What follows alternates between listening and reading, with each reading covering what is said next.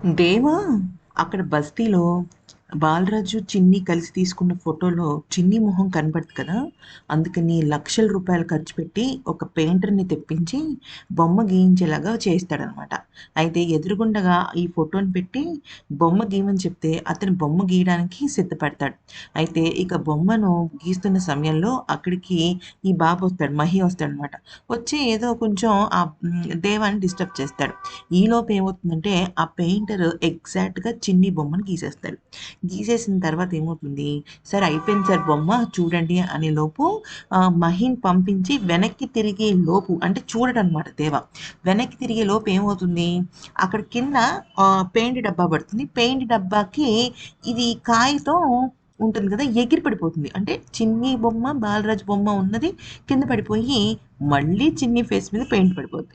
పడిపోయేసరికి ఇక బాలరాజు కోపంతో ఊగిపోయి ఆ పెయింటర్‌ని చంపేంత పని చేసేస్తాడు. "ఏంట్రా నువ్వేం చేద్దాం అనుకుంటున్నావురా? అదిరా, ఇదిరా" అని చెప్పేసి అంటూ ఉంటాడనమాట. అనేసరికి వాడు భయపడిపోయి, "సార్ మళ్ళీ గీస్తాను sir. Please sir, please sir" అంటే, "ఈసారి గీయకపోతే నువ్వు చచ్చిపోతావురా నా చేతుల్లో" అనంగానే వాడు మళ్ళీ గీయడం స్టార్ట్ చేస్తాడు. అయితే ఆ పెయింట్ చేసేవాడు దేవ అంటే భయపడిపోతాడనమాట.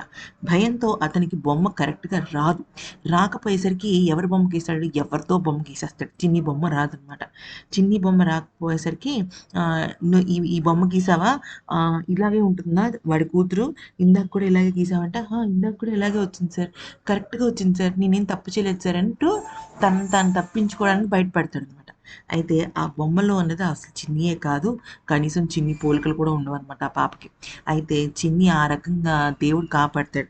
ఇక దేవ ఏమనుకుంటాడంటే ఈ పాప దొరకంగానే చంపేస్తాను ఆ చిన్ని అమ్మాయిని, ఆ దేవగాడి కూతుర్ని. ఇంకప్పుడు చెప్తాను ఆ కావేరికి, దానికి నరకం చూపిస్తానని అనుకుంటూ ఉంటాడనమాట. కానీ మనం ఒకటి తలిస్తే దైవం ఒకటి తలిచినట్టుగా చిన్ని సేవ్ అయిపోతుంది.